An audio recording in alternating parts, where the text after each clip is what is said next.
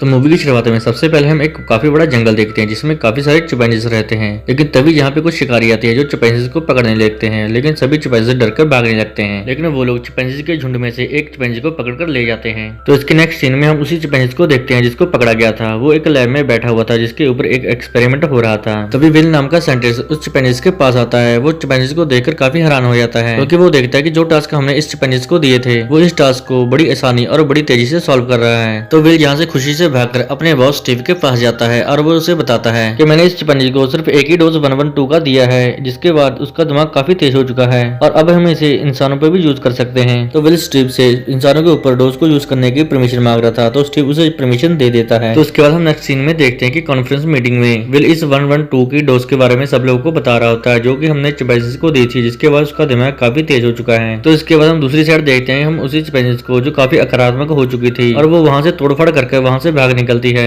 और इधर विल अपने कॉन्फ्रेंस में लोगों को बता रहा होता है कि हम यही डोज अब इंसानों के ऊपर भी यूज करेंगे। इसका कोई भी साइड इफेक्ट नहीं है, सिर्फ एक चीज के, इसमें सिर्फ चिंपैंजी की आइस ब्रेड हो जाती है, मतलब ग्रीन ग्रीन धारियां आ जाती हैं। और इधर हम इस चिंपैंजी को देखते हैं जो कि लैब में इधर उधर भाग रही होती है और वो भागते भागते विल की कॉन्फ्रेंस रूम में पहुंच जाती है, जिसकी वजह से सिक्योरिटी गार्ड उसे वहीं पे शूट कर देते हैं। चिंपैंजी की ये हालत देखकर सभी ऑफिसर वहां पे काफी चौंक जाते हैं। तो स्टीव जहाँ पे अपने एम्प्लॉय जो कि सभी चिंपैंजी की देखभाल कर रहा था उसे ऑर्डर देता है कि जिन जिन चिंपैंजी पर हमने इस डोज का इस्तेमाल किया है उन सभी चिंपैंजी को मार दो, क्योंकि इस डोज का चिंपैंजी के ऊपर साइड इफेक्ट हुआ है। अगर हम इनका मेडिकल कराते हैं तो इसका खर्चा काफी ज्यादा हो जाएगा जो कि कंपनी नहीं उठा सकती। तो फिर इसके बाद स्टीव विल को कहता है कि तुम इस डोज के ऊपर फिर से काम करो, जो भी इसमें गड़बड़ी है वो तुम ठीक करो। तो फिर इसके बाद विल उसी एम्प्लॉय के पास जाता है जो चिंपैंजी की देखभाल करता है। तो यहाँ पे आके विल को पता चलता है कि इस चिंपैंजी को एक बच्चा हुआ है और इस बच्चे की वजह से वो काफी नकारात्मक हो चुकी थी और इसी वजह से उसने सब लोगों के ऊपर हमला किया था ताकि वो अपने बच्चे की जान बचा सके। तो फिर ये एम्प्लॉय इस बच्चे को विल को सौंप देता है और उसे कहता है कि ये तुम्हारी जिम्मेदारी है। तो विल इस बच्चे को अपने घर पे ले आता है। तो जहाँ पे हमें पता चलता है कि विल के फादर को अल्जाइमर नाम की बीमारी है, जिसकी वजह से वो सब कुछ भूल जाता था और इनकी बीमारी को ही ठीक करने के लिए इसी डोज के ऊपर विल काम कर रहा था। तो विल यहाँ पे इस बच्चे का काफी ध्यान रखता है। विल और उसके फादर ये बात नोटिस करते हैं कि इस बच्चे का दिमाग काफी तेजी से विकसित हो रहा है। तो फिर ये लोग इस चिंपैंजी का नाम सीजर रखते हैं। फिर इसके बाद हम 3 साल आगे का समय देखते हैं जिसमें सीजर काफी बड़ा और काफी होशियार हो चुका था। वो हर काम सही तरीके से और बड़ी जल्दी से कर देता था। फिर यहाँ पे विल देखता है कि उसके फादर की तबीयत अब और भी ज्यादा खराब होने लगी। तो फिर विल अपने ऑफिस जाता है और वहाँ से डोज 112 उठा लेता है अपने फादर के लिए और घर आके वो डोज अपने फादर को लगा देता है, जिसकी वजह से वो पूरी तरीके से ठीक हो जाते हैं। तो एक दिन सीजर घर से बाहर चला जाता है और वो उछल कूद करते हुए पड़ोसी के घर में चला जाता है। तो विल जाके पड़ोसी घर से उसे वापस ले जाता है और इसी दौरान उसे हल्की सी चोट भी लग जाती है। तो विल फिर उसे जू लेके जाता है एनिमल डॉक्टर के पास। जब वो डॉक्टर ने सीजर का इलाज करी थी तो वो देखती है कि ये सीजर काफी होशियार और काफी तेज है और सीजर को भी ये डॉक्टर ने काफी अच्छी लगने लगी थी। तो फिर सीजर विल को इशारा करता है कि तुम दोनों को बाहर खाना खाने के लिए जाना चाहिए और इसी कारण इन दोनों की आपस में दोस्ती हो जाती है।